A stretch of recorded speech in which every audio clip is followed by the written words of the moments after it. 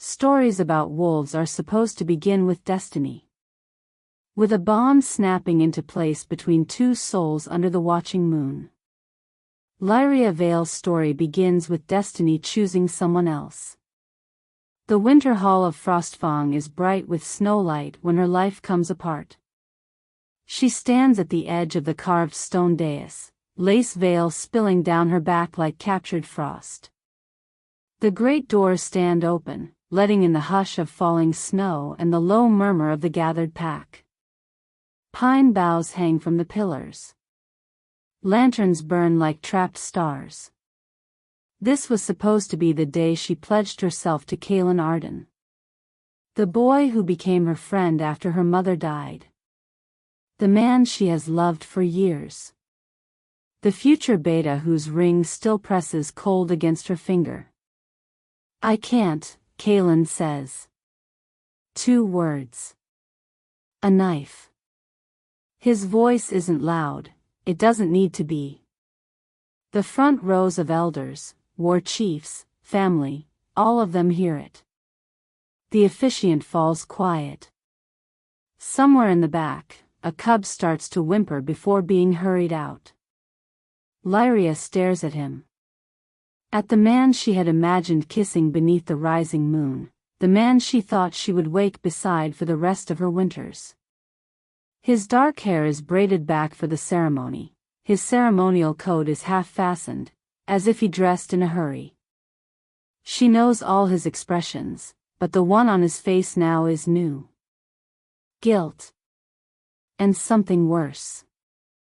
I'm sorry, Kaelin murmurs. Lyria, I'm so sorry. The words drift through the hall like cold air. They don't touch her. Her fingers tighten around the bouquet she no longer wants.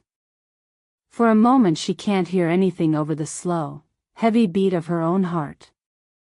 The carved wolves above the archway look ready to leap down and shatter on the stone. Lyria feels strangely outside her own body, watching a girl in white stand very, very still. Kaelin, she says, and her voice is softer than snow. We're in the middle of our vows. I know. His throat bobs. He doesn't quite meet her eyes. I met someone. Last night. The world tilts. Someone, she repeats. He nods once.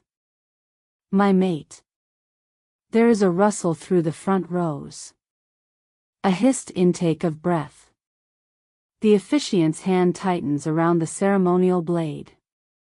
The storm hits her not as water, but as silence. The kind that falls over the forest before an avalanche breaks. Every thought, every plan, every little daydream she's stitched together over years is buried beneath it. Lyria feels the collapse. She also feels the hard, thin edge of her will. She will not crumple at his feet. She will not give the pack the satisfaction of seeing her shatter. We've been pledged for 3 years, she says. The words taste wrong in her mouth, like iron. You asked for my answer. You promised me your vow. We were courting, Kaelin says helplessly. We hadn't completed the bond yet. Not yet. Not officially. But she'd already let him into her bed, into her body, into the most private parts of her wolf. His scent is woven into her skin, his touch still lingers on her spine. Half the pack could smell that they were almost mated. I thought that was enough, she whispers. Across the hall, someone clears their throat. The murmurs grow louder. Fated mate? Human? Outsider?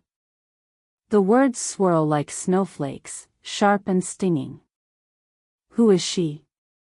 Lyria asks. Her name is Alara, he says. She came with the merchant caravan. She didn't know what we were, and when I touched her, his eyes closed briefly. The bond hit. I felt it. She felt it. Lyria, it's real. I can't ignore it. You met her last night, Lyria says, very calmly, as if they are discussing weather and not the ruin of her life. And now you're breaking our vow in front of half the council. He flinches. Around them, the pack continues to breathe and shuffle and stare. Lyria can sense their curiosity like teeth against her skin. To them, this is a story they'll retell for decades, the near beta who discovered his true mate on the eve of his formal claim. To them, Lyria is already becoming something else: pity, gossip, warning. She thinks, briefly, about the stories traders tell of human villages beyond the mountains. Lovers there change partners, break promises, find new hearts and move on. Their grief fades. Their lives are not carved into the bone the same way. Wolves are not like that. Wolves mate once. If they are lucky, they mate at all. Say something, Kaelin pleads. Please. Lyria looks at the man who taught her how to laugh again after her mother's body was pulled from under the ice. The boy who walked with her when she first shifted, who tied her veil this morning with hands that trembled. There is a hollow where her future used to be. What would you like me to say? She asks. Congratulations? He winces as if she slapped him. I never meant to hurt you. It's done, she replies. Her voice is flat enough that even the elders fall silent. You barely know her, Lyria adds after a heartbeat. She doesn't know our laws. She doesn't know what you are. She can't run with the pack. She may not even be able to carry your child. Kaelin's jaw tightens. She is my mate, he says, quiet but fierce. She is part of me. You would understand if you ever felt the bond. There it is, the line between them, cut cleanly in snow. Once, she might have reached across it. Now she simply nods. Have you told your brother? She asks. Kaelin's gaze flickers towards the back of the hall, where the Alpha's throne sits empty. Heavy furs drape the carved chair, frost crusts the antlers mounted above it. No, he admits. I wanted to talk to you first. Darius will not like this, Lyria says. It is not a threat, it is simple truth. He's our Alpha, Kaelin replies stiffly. He'll see that the bond is bigger than a promise. He sounds as if he's trying to convince himself. Unless your father invokes the Forsaken claim, someone mutters behind them. The words ripple through the hall like a chill. The Forsaken claim, ancient right of the Alpha to assign a mate or tear one away in the name of pack stability. A girl claimed against her will. A boy forced back to his almost mate. Lyria's stomach knots. I would never ask for that, she says sharply, turning toward the sound. I won't use the Alpha to chain someone to me. Someone snorts. Others look away, ashamed or relieved. The officiant clears his throat. Perhaps, he suggests carefully, we should adjourn. Let the Arden family confer. The pack will await the Alpha's word. Lyria realizes she's still clutching her bouquet so tightly that stems snap beneath her fingers. She places it gently on the stone step. Then she turns and walks down the aisle, veil trailing in her wake like a fallen snowdrift. No one stops her. No one dares. Outside, the cold hits her like a blessing. The air is sharp and clean, filling her lungs, scraping the cloying scent of pity away. Snow drifts down in soft white curtains, catching in the lace along her sleeves. She follows the path away from the hall, then steps off it, letting her boots sink into untouched powder. Music from what should have been their celebration drifts faintly from inside, pipes and drums, already faltering as gossip overtakes melody. Lyria keeps walking, into the trees. The forest receives her without a word. Trunks rise around her like pillars in some older, darker chapel. The world narrows to the crunch of snow, the burn of cold on her cheeks, the steady effort of breathing through the ache in her chest. She could change, let her wolf take her and run until her paws bleed. But her body feels heavy, anchored to its human shape by the remnants of a future that no longer exists. A branch cracks to her right. The sound is sharp, decisive. Not some small animal. Something big. Lyria goes still, fingers flexing at her sides. From between the trees, a massive silver wolf steps into the clearing. Frost glitters along his thick fur. Snow dusts his muzzle. Golden eyes burn in a face she knows as well as the moon above them. Darius Arden. Alpha of Frostfang. Kaelin's elder brother. He is larger than any other wolf in the pack, power coiled in every line of his body. The air hums differently around him, full of command and old instinct. He watches her with an intensity that makes the back of her neck prickle. For a heartbeat, neither of them move. Then he shifts. Bones twist, fur recedes, and the alpha stands before her in human form, bare to the waist, steam rising from his skin in the icy air. He doesn't seem to notice the cold. His gaze sweeps over her, her rumpled veil, the abandoned bouquet still clutched in one hand, the rigid set of her spine. "What did my brother do?" Darius asks. His voice is rough, low, edged with something that sounds like thunder turned human. Lyria lifts her chin. He followed the bond. Darius's jaw hardens. For a moment, fury flashes through his eyes so bright she almost steps back. "Did he reject you in front of the pack?" he demands. She laughs once, a small, brittle sound. "Only half of it. I left before he could finish embarrassing us both." Snowflakes catch on her lashes. She keeps her gaze on a point over his shoulder, anywhere but his face. "You should not be wandering alone." There's command in his tone now, the kind that brooks no argument. "Come back to the hall. We'll address this with the council." "Your position." "My position," she cuts in quietly, "is that I have none." His nostrils flare. The forest holds its breath around them. "You are not without protection," Darius says at last. "I'm the almost beta who just got discarded at the altar," Lyria replies. "Protection would only make them talk louder. Let me have at least a little dignity." He takes a step toward her. Snow creaks beneath his boots. Lyria feels the pull of something ancient, something that makes her wolf press against the inside of her skin, curious, restless. "Lyria," he says, and her name in his mouth is a different kind of threat. "You belong to this pack. No one will touch you without my order." "I don't belong to anyone," she whispers.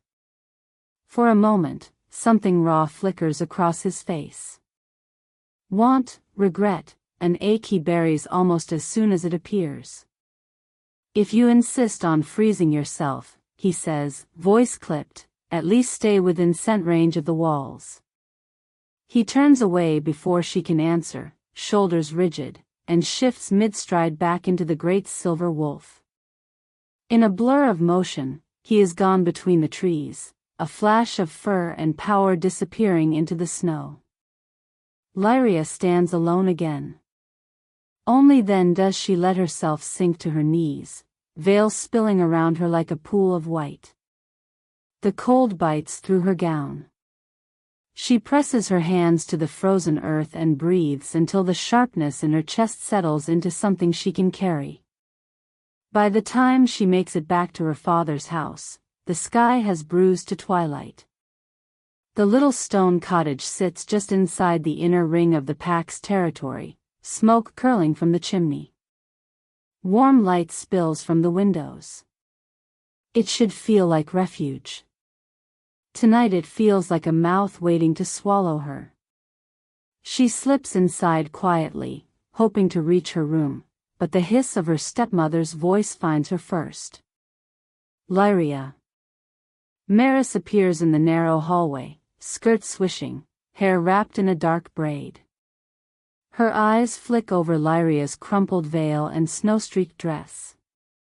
Horror, then calculation, chase across her face.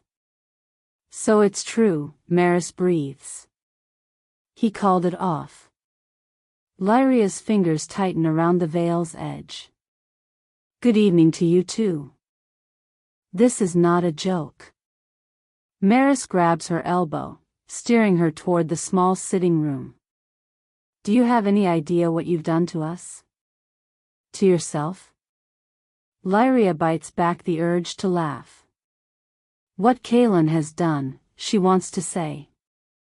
But Maris has never let trivialities like accuracy interfere with her sense of drama. I didn't ask him to find a mate in the middle of our vows, Lyria replies, letting herself be pushed into a chair.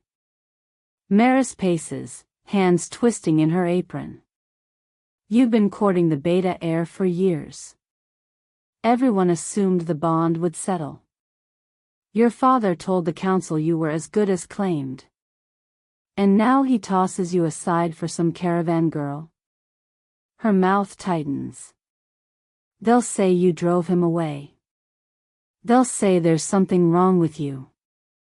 There is something wrong with her, but not the way Maris means. Lyria remembers a different winter, a different storm. Her mother walking out into the blizzard, eyes hollow, unable to bear the jagged emptiness of a broken bond. The way the river took her, how the ice closed over like a mouth. She has carried that image in her chest ever since. A warning. A promise. I'll live, Lyria says. Not in this pack you won't, Maris snaps. Not for long. Unmated wolves your age make everyone nervous. They start looking at you like a threat to their own bonds. You know what happens then. Exile. Sharp and simple. And if you think I will watch your father's name dragged through the snow because a boy changed his mind. He didn't change his mind, Lyria says dully. He found a bond. The kind everyone whispers about wishing for. Maris snorts. Fairy tales. Most wolves build something with the partner they choose. They don't throw away a sensible match for a stranger. That's what I said, Lyria murmurs. Maris stops pacing and turns on her, eyes narrowing. You did sleep with him, didn't you? Heat creeps up Lyria's neck. That's none of your business. Oh, it is very much my business. Maris's voice drops, sharp as icicles. Every wolf in this pack knows what it means if you shared a bed before the claim. His scent will linger on you. No male with any sense will want to touch you after this. You've let yourself be marked without the bond to show for it. Lyria's hands curl into fists in her lap. Better no mate than the wrong one, she says. I'd rather be alone than bound to someone who regrets me. Maris stares at her as if she suggested jumping naked into the river. You will not throw your life away on pride. She inhales slowly, visibly forcing calm. We will fix this. There are other males. Hunters, guards. If we work quickly, you can be courted again before the whispers settle. We will find someone willing to claim you, and everyone will assume any lingering scent is his. Lyria feels sick. I won't trick someone into taking responsibility for a mess he didn't make, she says. And what would you prefer? Maris demands. Invoking the Forsaken claim so the Alpha chains Kaelin back to you? Let him tear his precious mate away. Your father is already speaking with the council. If there is a chance. No, the word comes out sharper than Lyria intends. I won't be the reason the Alpha uses that law. I won't have my name tied to that kind of force. Maris's jaw works. Then pray, she says coldly, that you don't give the pack any more reasons to judge you than you already have. She sweeps out of the room. Lyria sits very still in the quiet that follows, listening to the fire crackle in the hearth. The scent of wood smoke and herbs coils around her, familiar and suddenly suffocating. Upstairs, in the small loft that used to be her mother's sewing space, her wedding veil waits where she left it this morning, neatly folded, hopeful, untouched by snow. She will never wear it for Kaelin. She isn't sure she will ever wear it for anyone. Better alone than broken, she tells herself as she climbs the narrow stairs. Better rogue than chained. She believes it. She has to. And she holds that belief like a talisman. Until, 7 nights later, the moon rounds full overhead. And Lyria realizes it has come and gone without her bleeding. The silence inside her body is as loud as a howl. Before we begin, tap subscribe so you never miss the next story. The silence inside her body is as loud as a howl. Lyria lies awake in the loft, eyes fixed on the sloped ceiling, counting back days in her head. New moon. First frost. The day she and Kaelin hunted along the northern ridge. The night he whispered that after the ceremony, everything would be ours. Each memory is a marker, a carved notch on the bone of her life. Her cycle should have come 3 nights ago. At first she blamed the shock. Wolves are creatures of rhythm, trauma can scatter the body's tides. But now the moon is fat and bright over the treetops, light seeping through the little window like spilled milk, and her body remains stubbornly, unnaturally quiet. No cramps. No blood. Only a strange, low heaviness in her belly and a nausea that coils suddenly whenever she smells cooked meat. She swallows against a rising wave of it, turning onto her side. It's fine, she tells herself. A fluke. Her body is catching up to the wreckage of her heart. It will sort itself out. Her wolf does not believe her. The animal part of her sits up inside her chest, ears pricked, listening to the faintest shift in her own scent, subtle, but there. A softening. A doubling. Lyria presses the heel of her hand to her mouth. No, she whispers into the darkness. For a long time, she lies there, trying not to count again, trying not to remember the last night she and Kaelin were together, the night they broke the rules and the latch on her window at the same time. Snow on his shoulders, laughter muffled against her throat, his promise that after the vows they wouldn't have to sneak anymore. He had smelled like winter and cedar and certainty. Her stomach rolls. When she finally falls asleep, her dreams are full of icy water and small, invisible heartbeats pulsing in the deep. By dawn, denial cracks. Lyria moves through her chores like a ghost, hands on automatic, stoking the fire, hauling water, checking the drying herbs hanging from the rafters. Every movement jostles that strange weight low in her belly. Every breath brings her own scent to her nose and with it a rising tide of dread. Maris has gone to help her father in the tannery, the house is blessedly empty. Good. If she's going to confirm her worst fear, she'd rather do it without an audience. The pack healer taught the method to all unmated she-wolves as soon as their first heat came, practical knowledge, delivered briskly over tea that tasted like boiled bark. Wolves should know what grows in their bodies before anyone else does, the old woman had said.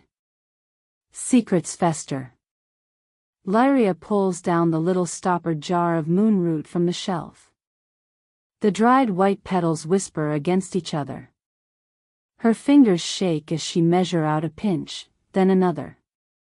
She fills a clay cup with water from the kettle, drops the moonroot in, and watches as it clouds the surface with a milky sheen.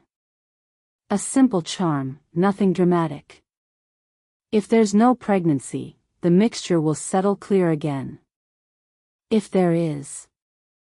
She doesn't let herself finish the thought. She carries the cup to the tiny washroom and sets it on the narrow sill. Her own reflection stares back at her from the frosted glass, pale, pinched, veil-less. Just Lyria, the girl who keeps losing the things she thought were fixed. Coward, she mutters at her reflection. Then she adds the final ingredient, 3 drops of her own blood from a shallow cut across her fingertip. The liquid swirls, red thread sinking into white. Lyria closes her eyes. Wolves' lives are simple on the surface: bond, mate, run, protect. But her mother's story had been proof that even simple lives can crack. Lyria remembers her as she was before the blizzard, laughing, spinning her in the snow, humming as she embroidered tiny wolves along the hem of a child's cloak. After her mate died in a hunting accident, the light went out of her. The bond snapped, and with it, everything else. Lyria learned young that a single broken promise can drown a person. I will not drown, she whispers. She opens her eyes. The water in the cup has turned opalescent, softly, undeniably glowing from within, as if moonlight has been folded into it. Pregnant. The word hits harder than Kaelin's rejection ever could. For a moment, Lyria can't move. The edges of her vision go fuzzy, a rushing sound fills her ears. She sways, grabs the frame of the window to steady herself. Kaelin's child. The beta heir's pup. Growing inside a woman he walked away from. I am doomed, she says aloud, because something in her needs to hear the shape of it. The laugh that follows is half hysterical. Doomed, because the pack will smell this change soon enough. Doomed, because every law and custom she has ever learned says an unclaimed, pregnant she-wolf is either someone's possession, or someone's problem. And doomed, most of all, because some small hidden part of her heart is already curling around the idea of a new heartbeat, refusing to let go. She dumps the glowing water into the waste bucket, scrubs the cup until her knuckles ache, until there is no trace of light, no hint of moonroot. Then she straightens up and realizes she is no longer alone. Maris stands in the doorway, a basket of leather scraps balanced on one hip. Her gaze flicks from Lyria's white face to the cut on her finger to the dripping cup. Her own eyes widen, sharp and bright as a hawk's. What did you do? Maris asks, though she clearly already knows.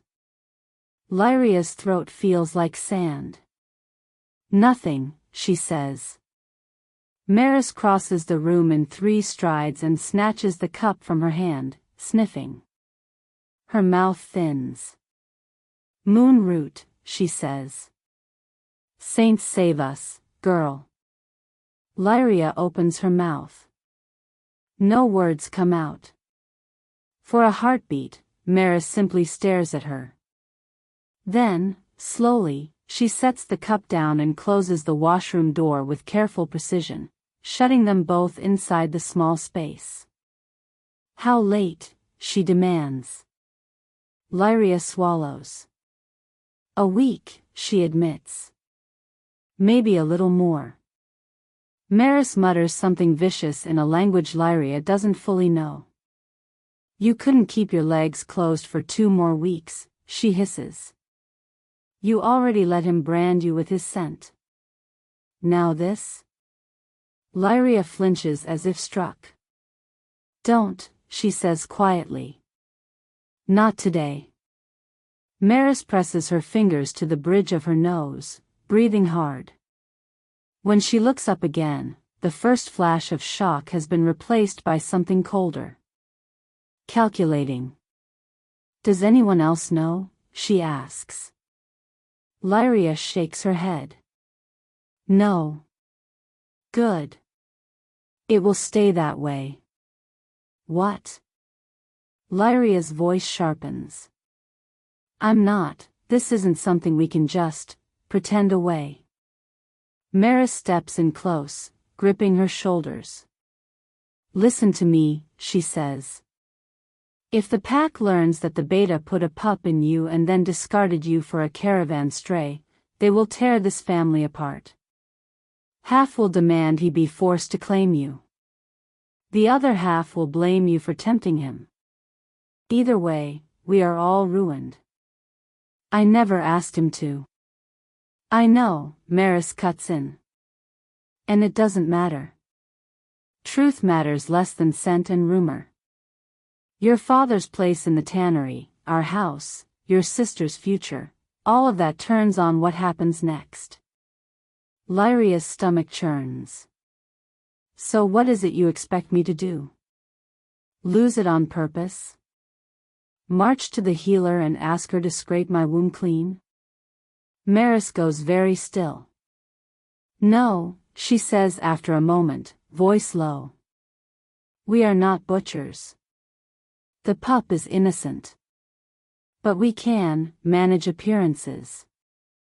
Every hair on the back of Lyria's neck rises. How? You will find a new mate, Maris says simply. Quickly.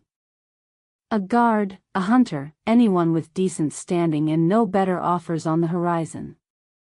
Someone who can be convinced that a beta's leavings are still a prize. Lyria's stomach drops.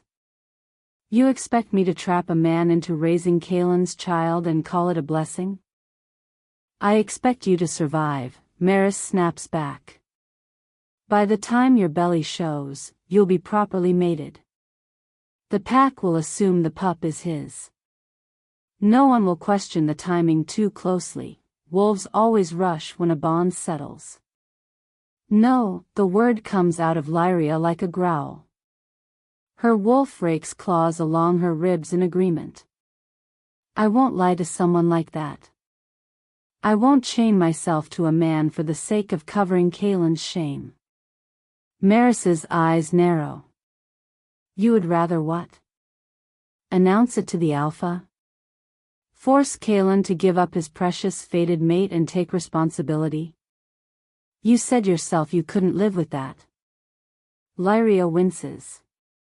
She still remembers the raw light in Kaelin's eyes when he spoke of the bond. As much as his betrayal burns, she can't bring herself to be the reason the Alpha tears that new connection apart. I won't ask for the forsaken claim, she says, jaw tight. Not for me. Not for this. Then our options shrink, Maris says. Hide it. Marry fast. Or run. The last word hangs between them like frost in the air. Run. Go rogue. Leave the safety of walls and patrols and pack bonds. Live with her pup in the borderlands, hunted by loners and rival alphas who see an unclaimed she-wolf as prey. The idea terrifies her. It also, traitorously, tempts. I'll figure something out, Lyria says at last. Maris gives a bitter laugh. You are a seamstress with no dowry and a ruined scent. There's nothing to figure out. Before Lyria can answer, a sharp knock rattles the outer door. Both women freeze. Maris's gaze warns her into silence as she slips out to answer. Lyria wipes her hands on her skirt, forces her breathing to slow, and follows to the edge of the hallway. A young runner stands on the threshold, snow in his hair, the leather of his cloak marked with the Alpha's sigil. "Message for Lyria Vale," he says, voice cracking a little with nerves. He doesn't look past Maris, but his nostrils flare, taking in the scent inside the house. Maris's fingers tighten on the doorframe. What does the Alpha want with her? The boy swallows. "The moon gathering is tonight," he recites. Alpha Darius requests Lyria's presence at the manor before the council convenes. He says. The boy hesitates, then finishes. He says to tell her she stands under his protection, and he intends to make that clear. Heat prickles up Lyria's spine, as if someone has laid a hot brand between her shoulder blades. Under his protection. She remembers his eyes in the forest, gold and furious. Remembers the way his wolf had watched her, as if she were something he had been starving for. Maris turns slowly to face her. "Well," she says. The false brightness in her tone fools no one. "You wanted choices? The Alpha just handed you one." Lyria isn't sure that's what this is. It feels less like a choice, more like the moment on the river when the ice begins to crack under your feet and you have to decide whether to run, or stand still and let it break. "Tell him I'll be there," she hears herself say. The boy nods and bolts, clearly relieved to be out from under Maris's glare. As the door shuts, Maris crosses the room and grips Lyria's cheeks in both hands, studying her face the way another woman might examine flawed cloth. "We will find you something decent to wear," she says. "You will not look like a discarded bride when you stand before the Alpha. And you will not breathe a word about the pup. Do you understand?" Lyria nods, numb. Her thoughts churn. Darius knows something is wrong. An Alpha's instincts are sharp. If the healer's lessons were true, he'll scent the change in her body long before any other wolf does. Still, she hears herself say, "No one will know." "Good girl," Maris says, already moving toward the wardrobe. "If we play this right, the Alpha's protection may be the only thing standing between you and exile. Or something far more dangerous," Lyria thinks, pressing a hand low over her abdomen. The pup inside her is silent. The wolf inside her is not. "Alpha," it whispers, a word that is not Kaelin's name. Snow swirls outside the window. Somewhere beyond the walls, in the manor carved from stone and ice, Darius Arden is preparing to stand before the pack and claim her safety as his responsibility. Lyria closes her eyes for a heartbeat, feeling the ground shift beneath her, the first tremor of a path she never wanted. Pregnant by one brother. Summoned by the other. And the night hasn't even fallen yet. Snow worried at the shutters all afternoon, as if the storm itself couldn't wait for night. By the time the first moon bell rang, Maris had turned Lyria's loft into a war room. "Stand still," her stepmother snapped, yanking the laces of a dark blue gown tight against Lyria's ribs. "If you faint in front of the Alpha, we're finished." "I thought we were already finished," Lyria said. "This is just the decorative icing on the ruined cake." Maris's fingers dug harder. "Sarcasm won't save you. Presentation might." The gown was one of Maris's hoarded treasures, rich wool trimmed in silver thread, sleeves fitted to the wrist, neckline modest enough to reassure every elder in Frostfang. She'd dug out a fresh veil as well, shorter than the abandoned bridal one but edged with the same frosted lace. A second veil for a girl who had never worn the first. Lift your arms, Maris ordered. Lyria obeyed, more out of habit than agreement. The fabric settled over her shoulders, heavier than it looked. She caught her reflection in the cracked mirror, pale face, shadowed eyes, mouth set in a line that was not quite a scowl.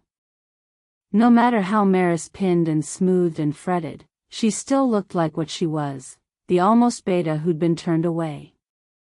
You look respectable, Maris said finally, sounding almost surprised. Keep your head down. Let them see humility. Should I crawl? Lyria asked mildly. Or just lick the alpha's boots? Maris spun her to face her, eyes flashing. Do you want him to invoke the Forsaken claim? Because if you keep that tone. No, the word came out sharper than Lyria intended. The thought of Darius using that ancient law on anyone, let alone Kaelin, twisted her stomach. I don't want that. Good. Maris smoothed the veil over Lyria's hair, fingers a little gentler. Then remember what we discussed. You will not mention the pup. Not to the alpha, not to anyone. I remember, Lyria said. Her palm drifted, of its own accord, to rest lightly over her abdomen. Maris slapped it away. Don't touch there. Wolves notice where your hands go. They notice everything. I've noticed, Lyria muttered. Maris pretended not to hear. If you feel sick, swallow it. Smile.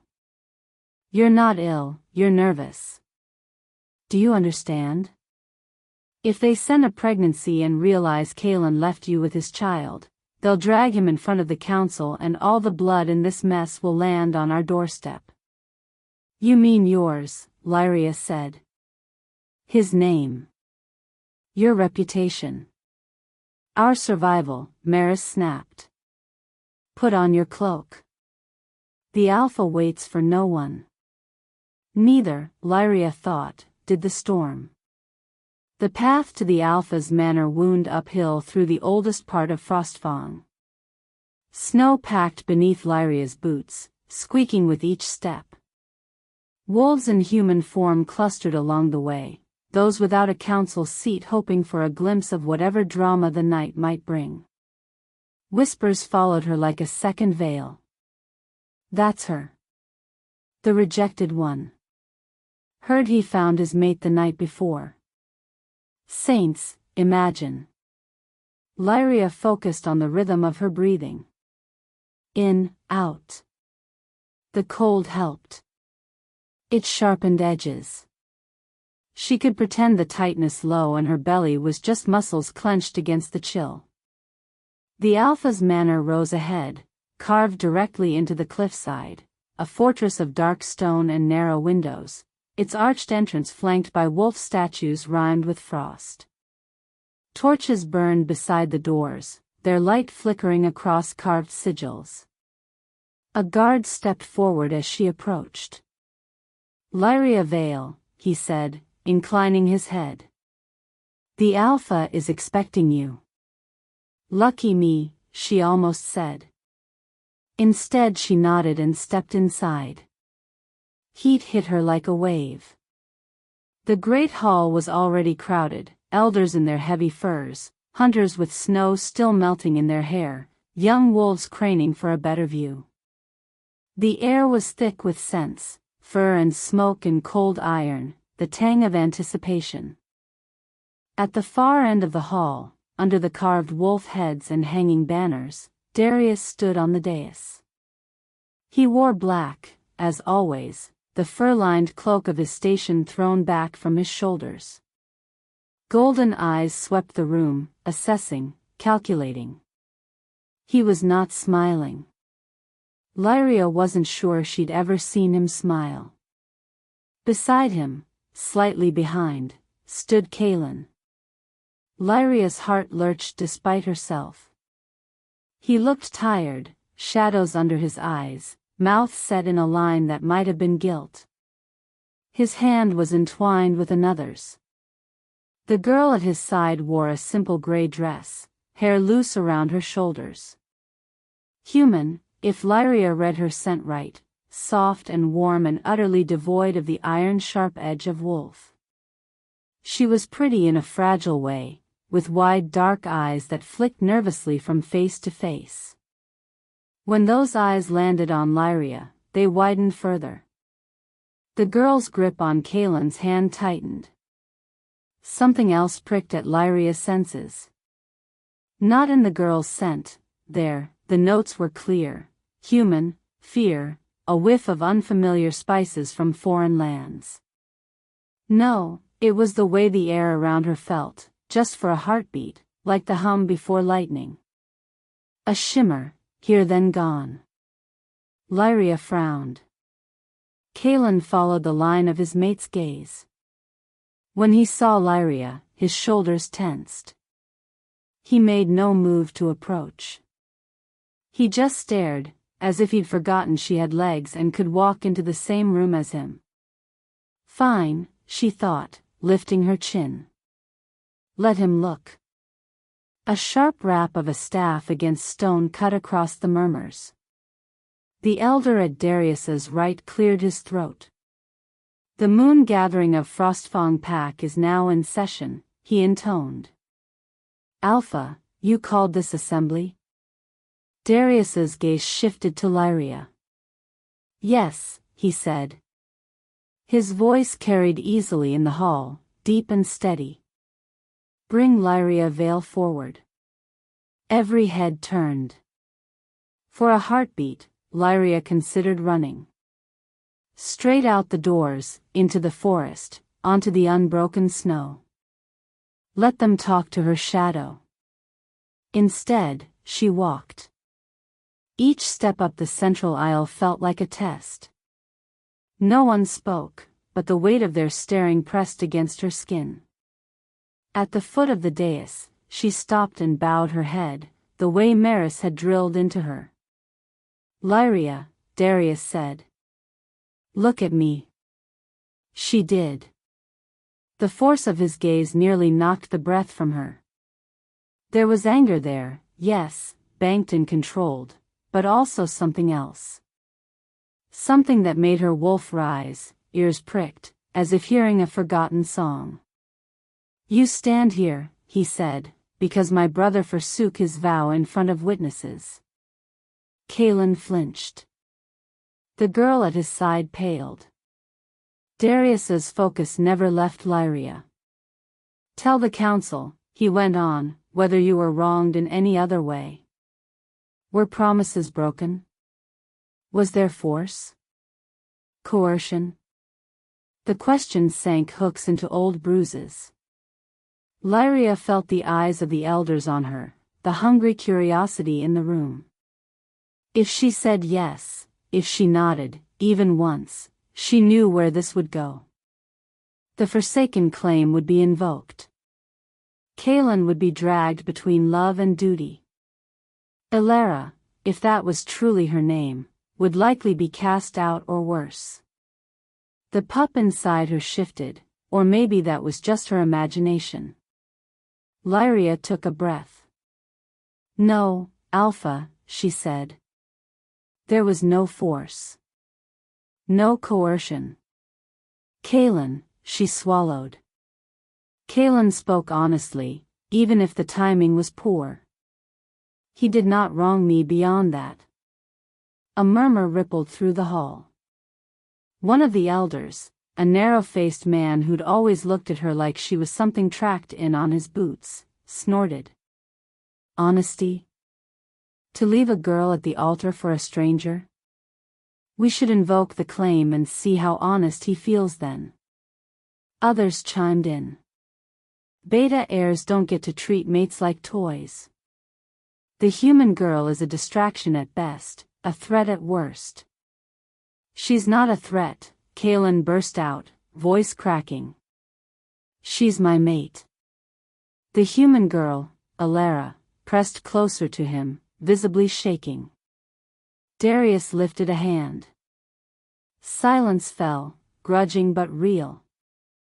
To invoke the Forsaken claim, another counselor said, more cautiously, we require the wronged party's consent, Alpha.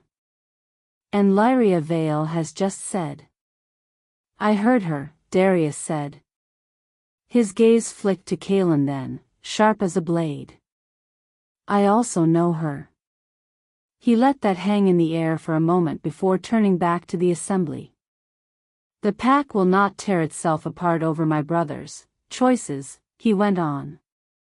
We will not drag a human girl before our laws and break her for something she never understood. Illyria's shoulders sagged in visible relief. Kaelin's eyes closed briefly. However, Darius said, and the word landed like a thrown weight, we will also not leave Lyria unshielded to the gossip and cruel tongues of this hall. His gaze swept the room, daring anyone to disagree. Lyria Vale stands under my protection, he said, each syllable deliberate. Any who move against her move against their Alpha. Gasps. Someone swore softly. Kaelin's eyes flew open. For a heartbeat, Lyria couldn't feel her feet. Protection. It sounded like a shield and a shackle all at once. Beside Darius, Kaelin stared at his brother as if he'd never seen him before. Illyria's fingers dug into Kaelin's arm, confusion and fear sharp in her scent. Darius's voice dropped, colder. If I hear so much as a whisper of her being hounded from her home, denied work, or harassed in the streets, I will consider it a challenge to my rule. Do we understand each other? A chorus of hurried assent. Good, Darius said. Then this matter is closed, for now. The council will adjourn. My brother will speak with me privately. Lyria will remain. He stepped down from the dais in one smooth movement. As wolves began to scatter into smaller knots of murmuring conversation, Lyria stood where she was, pulse thrumming. Her hands felt oddly numb. Under his protection. She hadn't asked for this. She also knew, with a cold, clear certainty, that without it she would already be halfway to exile. Kaelin tried to approach her as the hall thinned. Darius's hand came down on his shoulder, stopping him. Later, the Alpha said. Study first. His tone didn't invite argument. Lyria was led through a side door and down a narrower hall lined with old tapestries. Guards glanced at her, then looked away quickly. News traveled fast in packs. By now, every wolf in the manor would have heard the Alpha's declaration. The study was warmer than the hall, its stone walls softened by shelves of books, maps of their territory, and the lingering scent of pine and smoke that clung to Darius himself. He closed the door behind them. The quiet was sudden and heavy. Sit, he said. Lyria remained standing. I'd rather not. One corner of his mouth twitched, not quite a smile. Stubborn, he murmured. You always were. Always. As if he'd been paying attention long enough for that word to apply. He moved around the desk but didn't sit either, bracing his hands on the wood as he studied her. Up close, the gold in his eyes was even more striking. Her wolf paced behind her ribs, uneasy. You lied, he said. Lyria's fingers tightened in her skirts. I answered your question. You answered it in a way that protected my brother. His jaw flexed.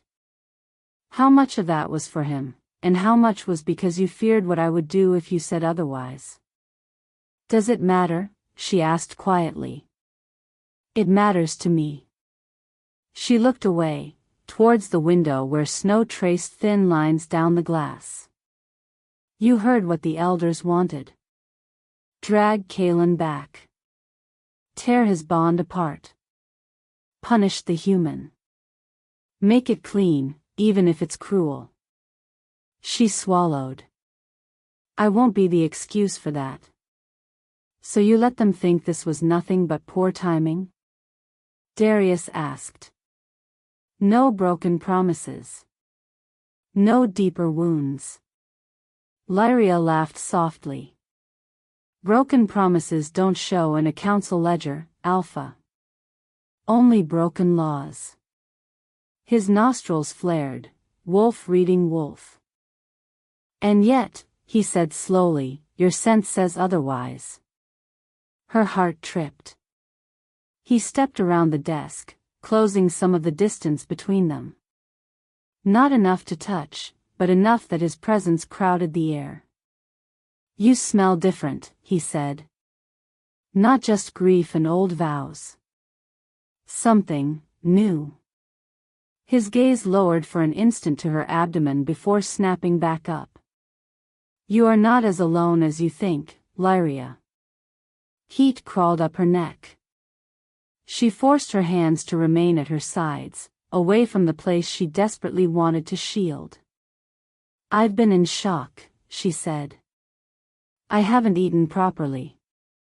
That changes a wolf's scent. His eyes darkened. Do not insult me with half-truths. I am Alpha, not a blind pup. For a heartbeat, anger surged through her, clean and bright. Then perhaps, she said, you should have scented it sooner when your brother and I were twisting ourselves into almost bonds. Would have saved us all trouble. Silence. Something raw flickered across Darius's face. Regret? Pain? It was gone too quickly to name. I will not pry into what you are not ready to say, he said at last, the words sounding dragged from him. But understand this, my protection was not a performance for the council. It stands whether you want it or not. Is that meant to comfort me? Lyria asked. Or scare me? Both, he said frankly. This pack has teeth. I would rather they point away from you.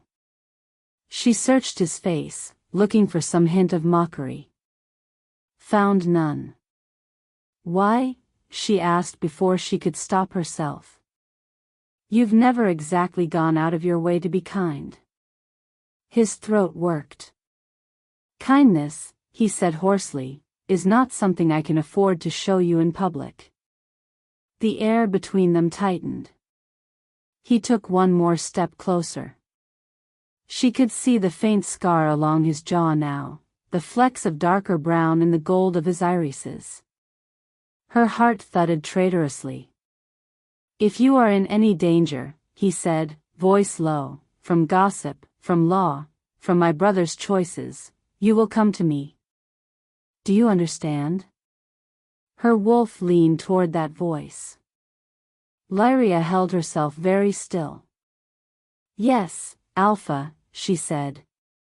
He reached past her then, to the chair she'd refused, and for a dizzy second she thought he might touch her. His hand brushed the air near her shoulder, heat without contact. Then his fingers closed on the chair's back instead. You may go, he said roughly. The council is done for tonight. She fled before she could betray herself by looking back. Kaelin caught her halfway down the hall. Lyria, he hissed, stepping out of a shadowed alcove. His hair was no longer neatly braided, he'd run his hands through it until pieces escaped. Elara was nowhere in sight. I don't think this is a good idea, Lyria said. Your Alpha ordered you to speak with him. You mean my brother, Kaelin snapped. Then, softer, please. Just a minute. She hesitated, then sighed. Fine. 1 minute. His eyes darted over her face as if searching for wounds. What did he say? Is he going to punish Elara? Force me to step down as heir? Darius doesn't care about your title, Lyria said. He cares about the pack.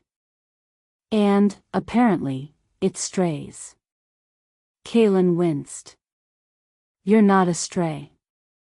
Aren't I? She asked lightly. He flinched again, then scrubbed a hand over his face. I didn't know he'd say that. About protecting you. You disapprove? No. Yes. I don't know. His shoulders slumped. I don't want you to suffer because of me. And I don't want him to take it out on Alara. She's terrified, Lyria. 1 week ago she didn't even know we existed. Now she's bound to a wolf who used to be courting someone else, and the alpha glares at her like she's a curse. Maybe, Lyria said quietly, because she walked into the middle of something that wasn't finished. He went pale. I tried to end it cleanly. There is no clean way to end 5 years, she said. You did the best you could with the courage you had. And that wasn't enough, he whispered. That was the problem, not that his feelings had changed. If the bond was real, he hadn't had a choice, but that he'd let it sweep him along without once turning to face the wreckage behind him. He cared. She could see that. He just didn't care enough to question. Her hand drifted again toward her middle. She caught herself in time. Tell Darius, Kaelin said urgently. Tell him I didn't force anything on you. That I never. I already did, she cut in. He asked. I answered. You're safe from the claim. Your mate is safe from our laws. Relief flooded his expression. Thank you. Lyria almost said, there's something else you should know. The words rose like a tide. I'm carrying your child. You left more than you're sent behind. She pictured his face crumpling. Pictured him looking back toward the hall where Alara waited, torn apart by impossible choices. You said you couldn't live with yourself if he gave up his fated mate because of you, Maris had reminded her. She swallowed the words. Take care of her, Lyria said instead. If you're going to throw your life into the bond, make sure you swim, not drown. He nodded, eyes shining. I will. I swear. It would have to be enough. The storm blew in 2 days later. Lyria was in the market square when she first saw the merchant. His cart was piled high with trinkets and talismans, metal charms shaped like wolves and moons, glass vials full of shimmering powder, braided cords that hummed faintly with power. A painted sign promised bonds strengthened, hearts aligned, fates revealed. Humans drifted curiously around the stall. Wolves kept a wary distance. Magic that wasn't born of claw and instinct always made them nervous. The merchant himself was unremarkable, medium height, dark hair shot through with gray, eyes too pale for his face. His smile was wide and a little too quick. He held up a thin silver chain as Lyria passed. For you, lady, he said. His voice had a strange lilt, not quite any accent she knew. Charm of clarity. Shows you who your heart truly belongs to. I know who my heart doesn't belong to, Lyria said dryly. That's enough. He chuckled. Sometimes we need help letting go of old threads. His gaze slid past her then, brightening. Ah. There you are. Lyria followed his line of sight. Alara stood at the edge of the crowd, cloak pulled tight, eyes wide as always. Kaelin hovered a pace behind her, torn between protectiveness and embarrassment. Alara had that same odd shimmer around her, like heat haze on snow. Miss Alara, the merchant said warmly. Back again so soon? Lyria's skin prickled. Ilara blushed. You said you might have something to help me sleep. Of course, of course. New bonds are overwhelming. He shot Lyria a quick, assessing look, then beckoned Ilara closer. Come, child. We'll find the right piece. Kaelin frowned. Maybe we should. A low growl cut across his words. Darius strode into the square, cloak snapping in the rising wind. The crowd parted around him without thinking. Wolves bowed their heads. Even the merchant's smile faltered for a fraction of a second. Alpha, he said smoothly, bowing. A pleasure. Darius didn't return the courtesy. You've been busy, he said. His gaze flicked over the charms, the powders, the cords. Selling bonds in a pack that already has them. Only offering enhancements, the merchant said. Little nudges. Nothing that would disturb your laws. Darius's attention shifted to Ilara. You been visiting this stall? She shrank back. Only once or twice. I couldn't sleep. He gave me tea. Lyria's wolf bristled. Tea was harmless.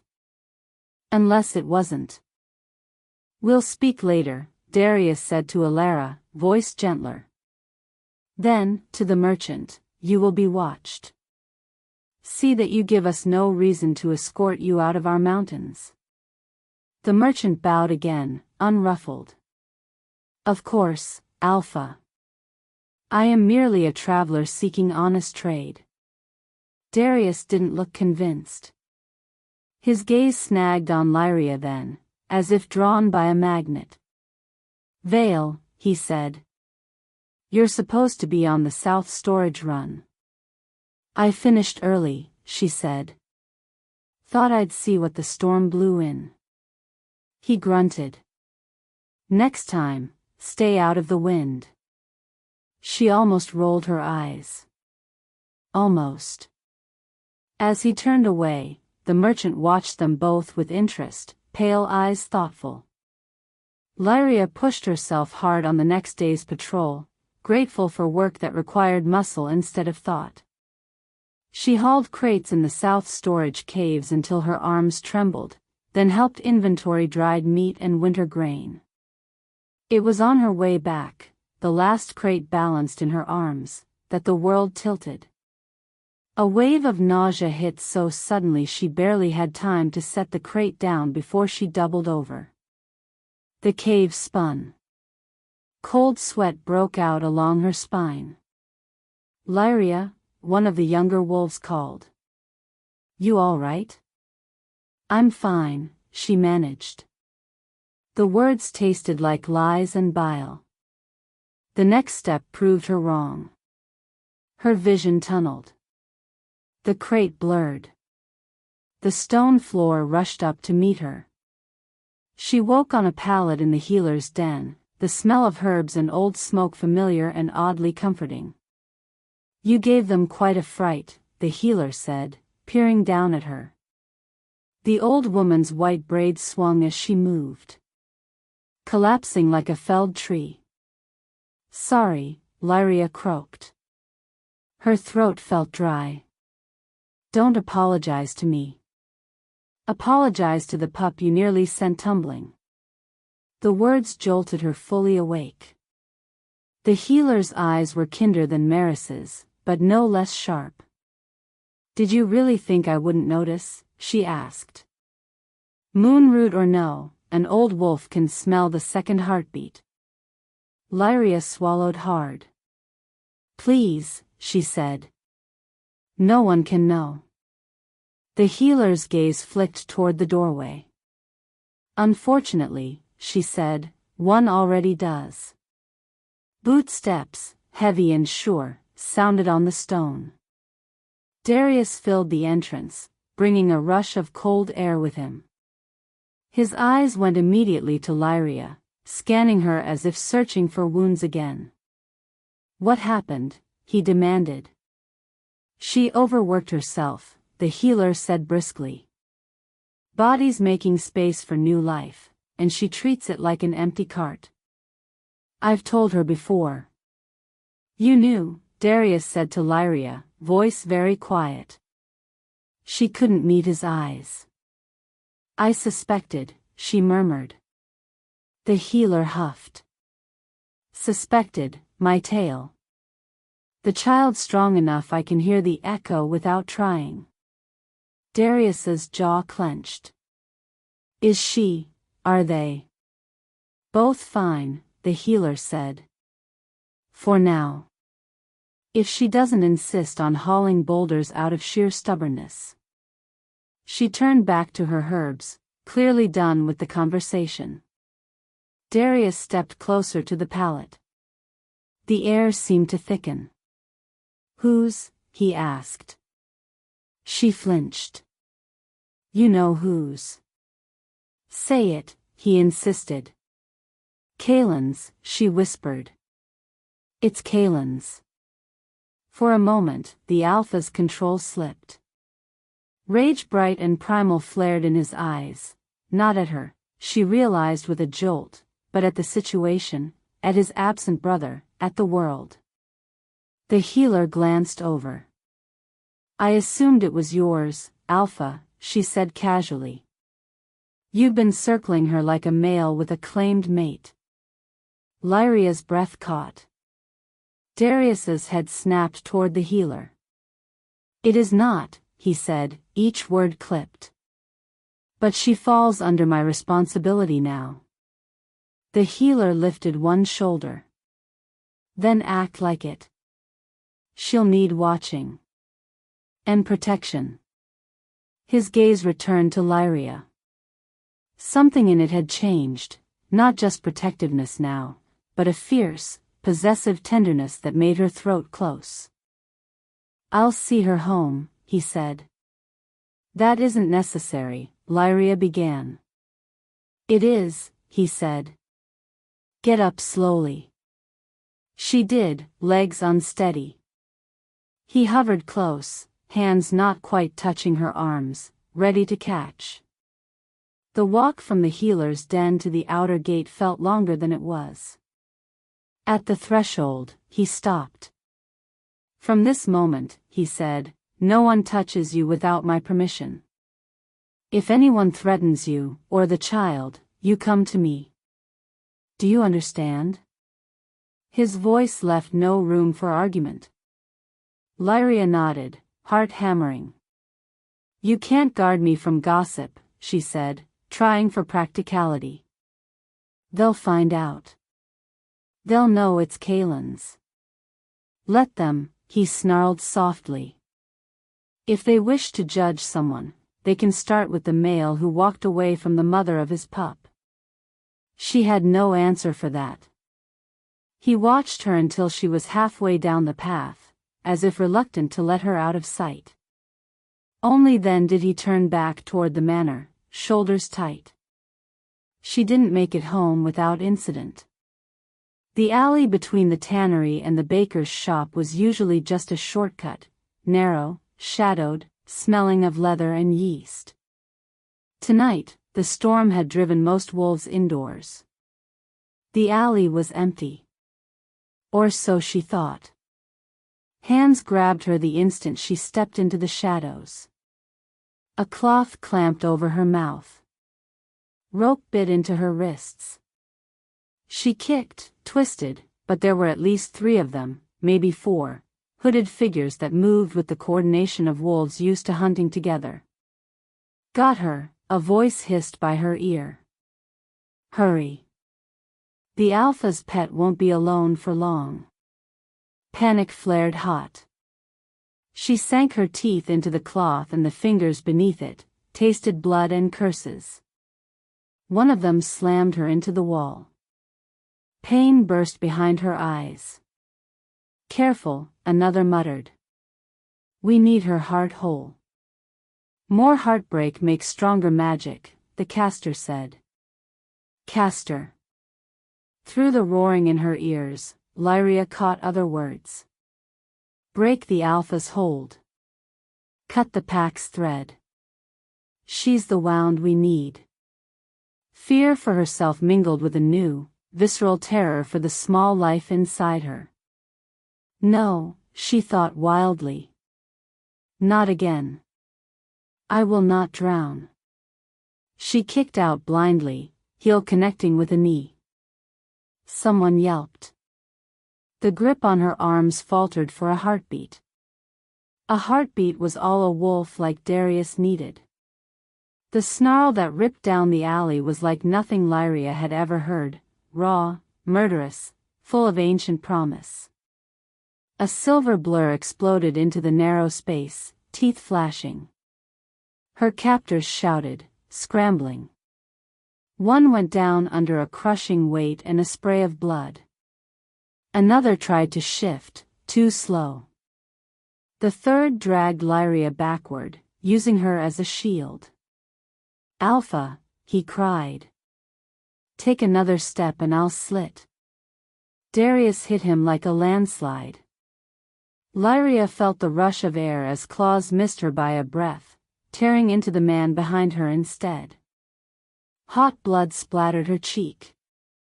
The attacker screamed, then gurgled, then went silent. The last hooded figure bolted for the end of the alley. Warn the caster, he yelled over his shoulder. The Alpha. A thrown stone, hurled with inhuman accuracy, clipped his skull. He stumbled but kept running, disappearing into the storm-dark street beyond. Darius let him go. He shifted mid-stride, from melting into skin, until he stood before her in human form, chest heaving, blood spattered across his bare arms. Lyria, he rasped. Her knees gave out. He was there before she hit the ground, arms closing around her, dragging her against the solid heat of his body. His scent, pine and snow and the wild edge of the hunt, wrapped around her, steadier than the world. Are you hurt? He demanded. His hands skimmed over her arms, her shoulders, hovering at her belly with a reverence that made her throat burn. I don't think so, she stammered. The pup is alive, he said fiercely. I would feel it if. He cut himself off, jaw snapping shut. Their faces were close, breath mingling white in the cold air. Gold met blue, and something flared between them, hot, undeniable, terrifying in its clarity. For a heartbeat, the pack, the attackers, the whole bloody world fell away. There was only his grip on her and the wild, impossible certainty blooming in her chest that she was exactly where she was meant to be. No one will take you from me, Lyria, Darius whispered. His voice was raw, almost broken. Not again. She knew, in that instant, he wasn't only talking about alleyway ambushes or gossip or even the child. He meant something deeper. Older. Something that had been waiting between them for years, unseen. And her wolf, traitorous and sure, answered with a single, thunderous word, mine. The bodies in the alley hadn't cooled before Darius had one of the attackers chained to a pillar in the manor cellar. Lyria watched from the shadows, cloak wrapped tight, as the Alpha paced before the hooded man. Blood matted the attacker's hair. His eyes were bright with fanaticism, not fear. Who sent you? Darius asked, voice low. The man smiled, teeth red. We serve the one who eats what you waste, Alpha. The caster who turns heartbreak into power. Darius's hand slammed into the stone beside the prisoner's head. Name. Names are for mortals. The man laughed, thin and high. He walks as a merchant under your nose. He binds where your laws falter. Broken bonds, forsaken brides, rejected lovers, every scream sweetens his magic. Lyria's stomach turned. Her heartbreak. Her humiliation in the hall. The ache that had hollowed her out. All of it, food. Footsteps scraped at the cellar entrance. Kalen stood there, pale, Alara hovering behind him. He'd come in time to hear that last line. Broken bonds, he echoed. His gaze snapped to Lyria. What is he talking about? The prisoner's eyes gleamed. Ask your little human, wolf. Ask what the merchant sold you in the dark. A trinket? A tea? A shove toward a pretty stranger while the girl you courted bled for you. Alara flinched. I only drank. Enough, Darius growled. You said, caster. You mean the talisman peddler in the square. The man's head lolled back against the pillar. He changed your story with a whisper, Alpha. And you were too blind to see. Blood bubbled at his lips. Whatever damage Darius's claws had done in the alley was finishing its work. He laughed until it choked him. More heartbreak is coming, he wheezed. When the bond snaps, the storm comes. He will drink you dry. He died with that smile still on his face. Silence pressed against Lyria's ears. Kalen's expression had gone distant, flickering between memory and horror. The night I met Alara, he whispered, I was in the square. I argued with Sage, with Lyria. I left, angry. The merchant offered me a charm to bring clarity. It burned when I touched it. Then I saw her. His gaze flew to Alara, stricken. What if it wasn't fate? What if he pushed me? Darius's jaw tightened. We'll find out. His eyes found Lyria then, dark with something more than anger. She didn't yet realize how much he already knew. The sorcerer came for her at dawn. Lyria woke to gentle tapping at her window, the same rhythm Kalen used to use when he snuck in after curfew. Her heart jolted. She pushed the shutter open a crack. Alara stood in the snow below, cloak wrapped tight, eyes shadowed. Please, she whispered. I need to talk to you. Away from the manor. Every instinct told Lyria it was a bad idea. Every memory of Kalen's newly shaken certainty insisted she couldn't ignore the human girl caught in the middle. She slipped her boots on and crept outside. They didn't make it past the tree lean. Hands clamped around Lyria from behind, cloth shoved against her mouth. Some bitter scent, sharp, sweet, wrong, flooded her lungs. Alara's face swam, eyes gone glassy and empty. I'm sorry, the girl mouthed, or maybe Lyria imagined it. The world went black. She woke bound to a stone altar, the air humming with magic. Ice crystals clung to the cave's ceiling above, glowing faintly blue. Circles had been carved into the rock around her, lines radiating outward like a spider's web. At the edge of the pattern, the traveling merchant, no longer smiling, no longer harmless, traced sigils in the air with fingers stained black. Good, he said when he saw her eyes open. Awake hearts scream louder. Lyria yanked against the restraints. Her wrists wouldn't budge. Why me? She rasped. He tilted his head. Because you broke so beautifully, child. Years of steady love, cut down in a heartbeat. Vows undone. A wedding veil turned to shroud. His gaze dropped to her belly, where the fabric of her dress stretched just slightly. And yet you carry his seed. The perfect tangle of loyalty and betrayal. Revulsion crawled over her skin. Kaelin's bond, she forced out. You did something to him. The sorcerer smiled. A nudge. A charm. A glamour laid over his instincts so they would latch onto the first suitable vessel. Humans are so receptive. He chuckled. The Alpha's brother was always too fond of you. Someone in this pack thought that inconvenient. So they paid me to divert the Beta's path. Free you up, they said. Let destiny run truer lines. Her blood ran cold. Someone in Frostfang hired you to ruin my life. To correct it, he said. In their mind. You were never meant for the Beta. He traced another sigil, lines of light looping. You were meant for a throne of ice. Darius. The thought hit like a blow.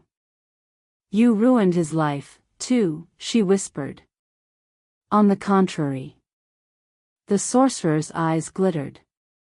When I told your conspirator what a heartbreak like yours could make me, they didn't hesitate. Who? She demanded. Who paid you? He laughed. You'll hear their confession soon enough. If you live that long. And Darius? She asked. You expect him to let you walk away? Oh, Darius Arden. The sorcerer's smile went sly. He already suspects. Has, for weeks. But he hesitated. Needed proof. Needed to keep the pack calm. So he let you stand alone in the hall, let you walk through the market under pitying eyes, let you bleed grief into the snow while he watched and plotted. Lyria's breath stuttered. He's lying, she told herself. Twisting truths. And yet she remembered Darius's sharp questions, his gaze on the merchant, the way he'd moved around her as if hovering at the edge of something he wouldn't name. He knew, the sorcerer murmured, reading her face. Not everything. But enough to suspect. Enough to stop it sooner. Yet he waited. Alpha first, always. That's the trouble with noble men, they hurt the ones they die for in the name of the greater good. He lifted his hands.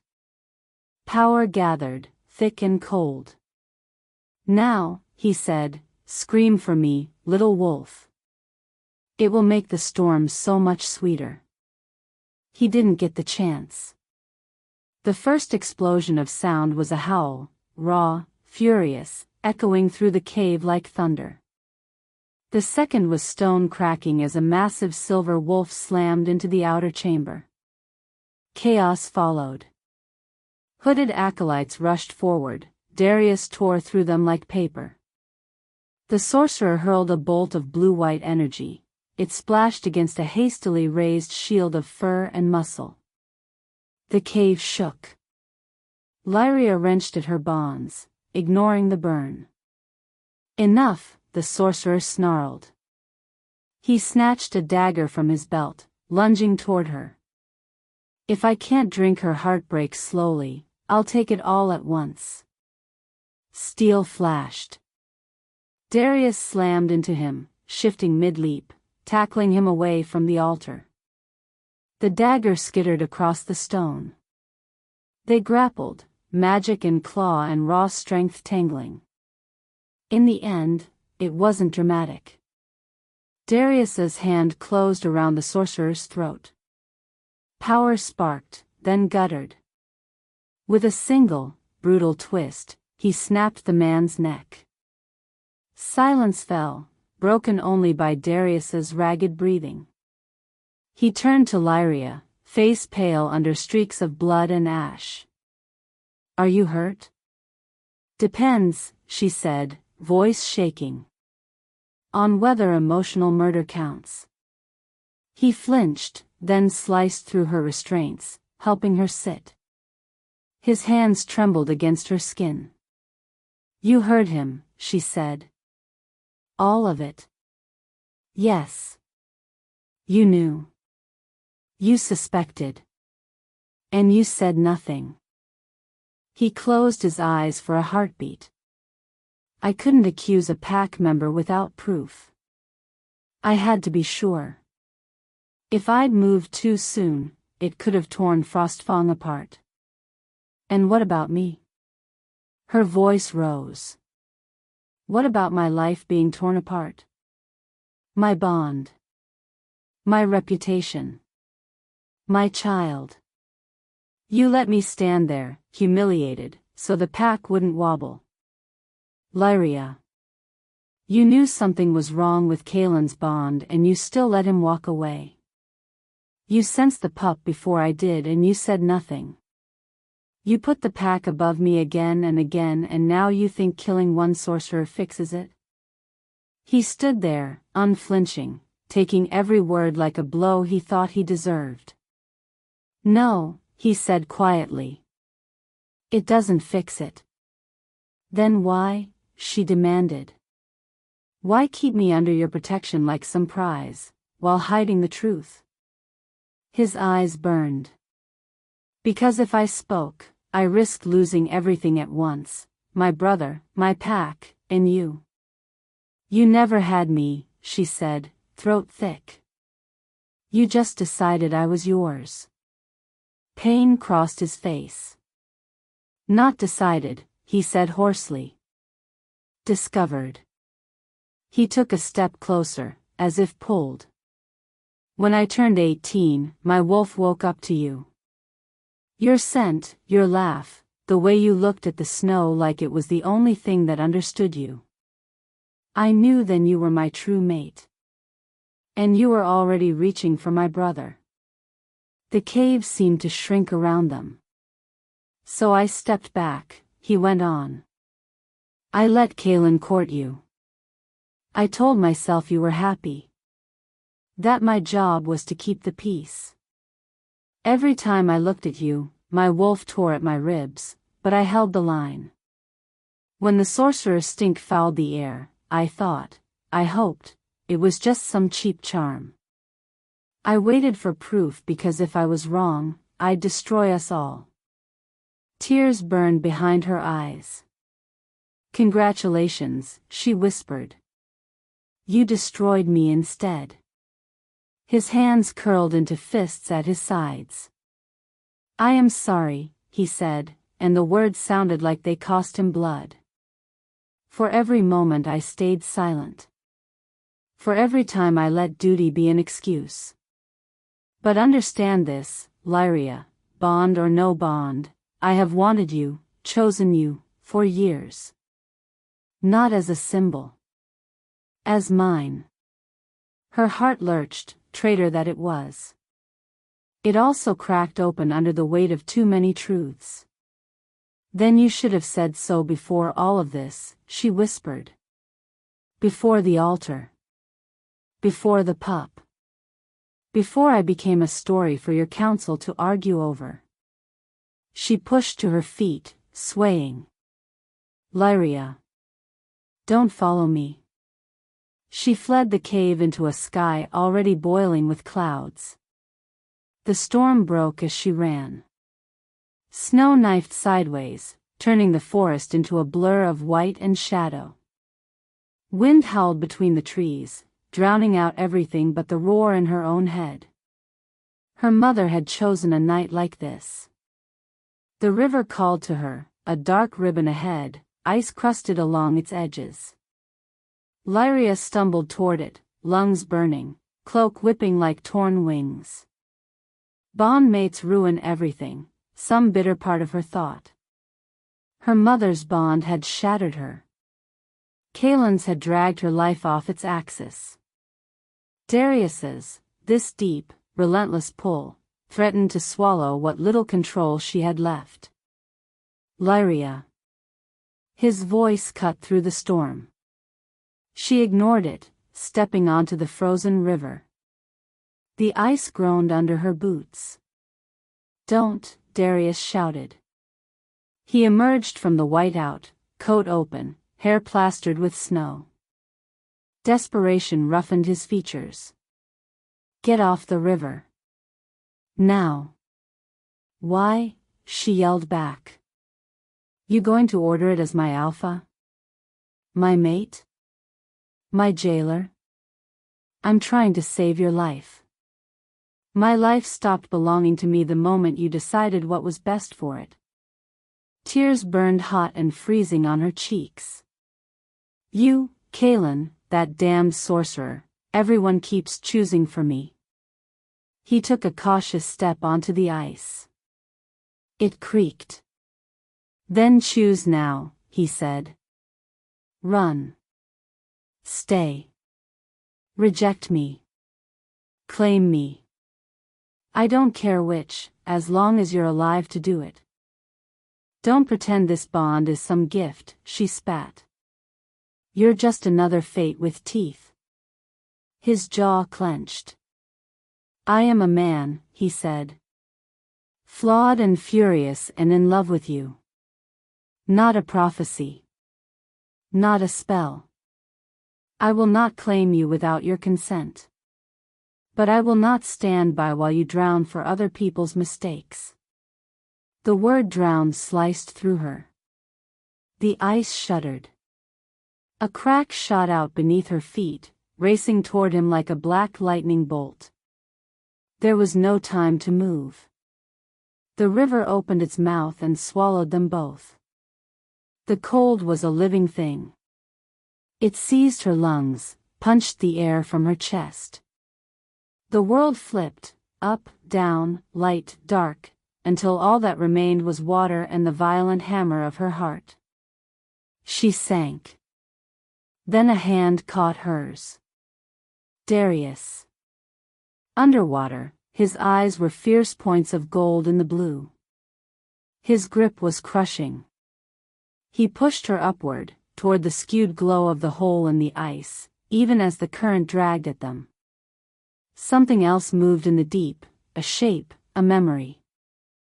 Her mother, hair floating like dark kelp, eyes clear for the first time in years.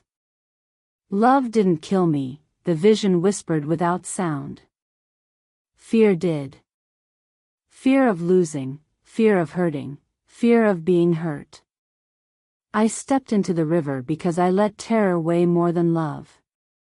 Bubbles tore from Lyria's lips. "Choose differently." Darius's hand jerked. He'd slipped below her, body twisted, one leg caught on a jag of ice. The current tugged, dragging him down. His fingers were starting to slip from hers. She could let go. Kick for the surface. Save herself and the child and be done with all of this. Instead she bared her teeth and dove. She kicked down, pried his trapped boot free, wrapped her arm around his chest, and drove upward with everything she had left. Ice loomed overhead. For a wild, impossible moment she thought they'd misjudged, that there was no opening, no way out. Then her shoulder slammed into the ragged edge of the broken hole. She shoved Darius up first. With a heave that tore her muscles, she got him onto the ice, then dragged herself after him, gasping. Air burned worse than the water. Darius lay unmoving. "No," she rasped.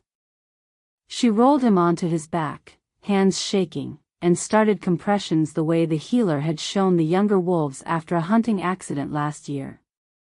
Heel of her palm to his sternum, count, count, count. Breath to breath, sharing what little warmth she had left. "Don't you dare," she whispered between breaths.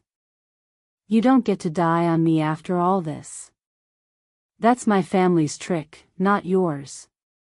On the third breath, he convulsed, coughing up river water. His eyes flew open, wild, then focused on her face. "Lyria," he croaked. Relief broke her in half.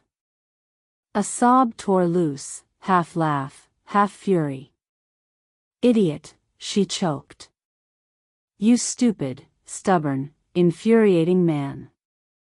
His hand came up, fingers curling around her wrist like he needed proof she was real. You came back, he said, wonder threaded through the rasp. I wasn't going to, she admitted. I wanted to let the river have you. Maybe myself too. But then I realized, if I let fear decide everything, I'm no better than my mother's ghost. Snow fell around them, soft and relentless. I'm terrified of you, she said. Of this. Her free hand pressed to her heart, then his. Of what it means to want something so much I could drown in it. But I've always felt something. From the first time I saw you at the training ring, glaring like you wanted to scare the world into behaving. A hoarse laugh escaped him. The bond isn't what scares me, she went on. Losing myself in it does. Losing choice. And every time life yanked me one way or another, it felt like I had none. He lifted her hand to his mouth, pressing his lips to the scraped knuckles. You have it now, he said. I swear to you, Lyria Vale, on my name and my alpha's blood, I will never claim you without your consent. If you reject me, I will live with it. If you take another mate, I will stand aside. But if you choose me, I will spend the rest of my life proving that this bond is a shelter, not a cage. Her throat closed. I hate you, she whispered. For making me want that.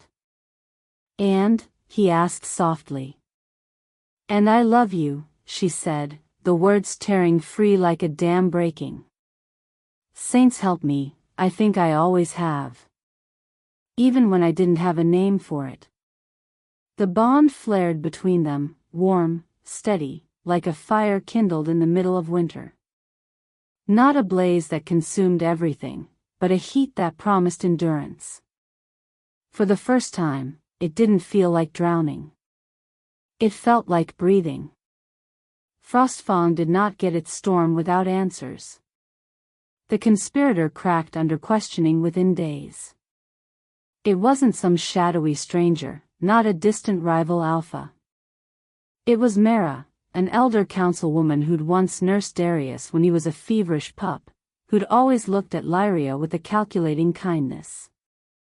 I thought I was helping, she said in the council hall, voice shaking. He was wasting his bond, loving you from a distance while you clung to a boy who wasn't meant for you. When the merchant offered a way to redirect things, to nudge fate, I took it.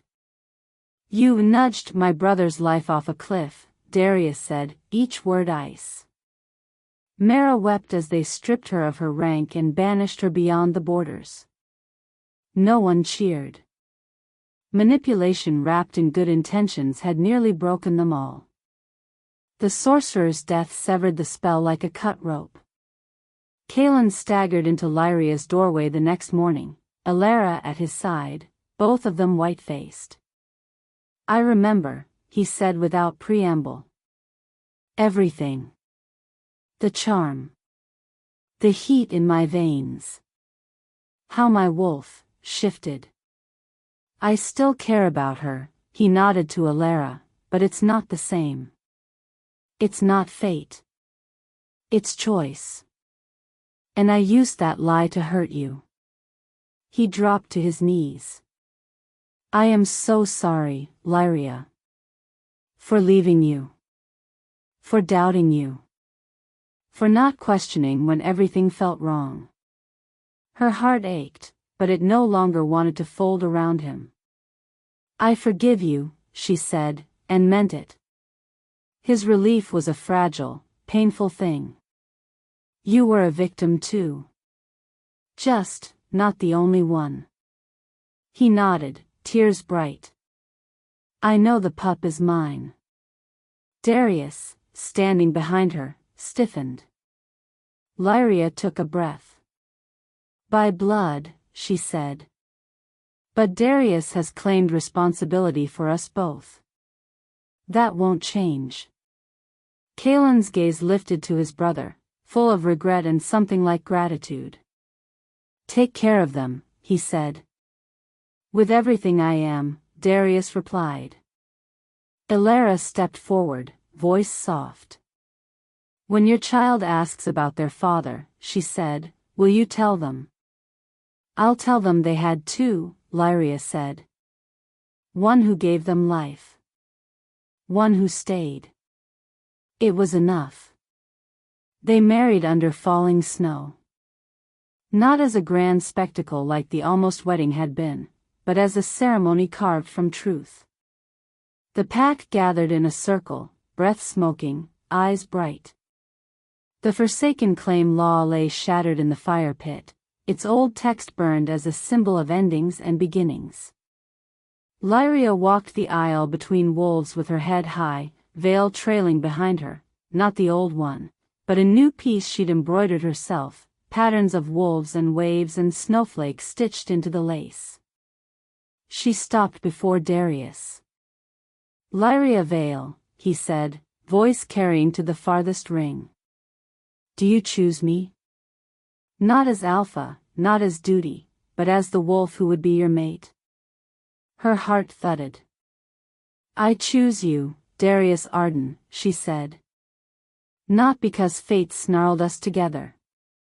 Because I have seen the worst of you and the best of you, and I still want your hand on the wheel beside mine. Gasps, then smiles, rippled through the crowd. The bond ignited, a pulse that every wolf felt, a warm rush through marrow, a subtle easing of breath. Not a thunderclap. A sunrise. For the first time, Lyria welcomed it. Darius cupped her face in his hands, eyes shining. Then by your choice and mine, he murmured, we are mated. When he kissed her, the pack howled, not in hunger or gossip, but in acceptance. Winter softened at the edges as months passed. On a clear afternoon, snow still crusting the ground in sparkles, Lyria walked through the forest, cloak flaring over the curve of her belly. The pup rolled beneath her hand, restless. Beside her strode a great silver wolf, fur dusted with frost, eyes bright with constant, quiet joy. He brushed against her leg now and then, as if to reassure himself she was still there. You're hovering, she told him, amused. He huffed, unapologetic. They emerged into a small clearing where sunlight spilled like honey. Lyria paused, tipping her face up to the pale sky, veil shifting in the breeze. She was no longer the girl in the ruined hall, bleeding alone. No longer the daughter of a drowned mother, afraid of falling into the same river. Pregnant by one brother. Desired, chosen, and cherished by the other. Real love, she'd learned, wasn't the chain of a false fate or the quiet resignation of a sensible match. It was the hand that reached for you in the dark river and the voice that said, choose. And whatever you choose, I will bear it with you. She rested her palm over the steady thud of her child's heartbeat and smiled as the wolf pressed his muzzle into her free hand. This time, she hadn't been dragged into a bond. This time, she had walked to it on her own 2 feet, and she intended to live for it. If this story caught your attention, subscribe and join us for the next story.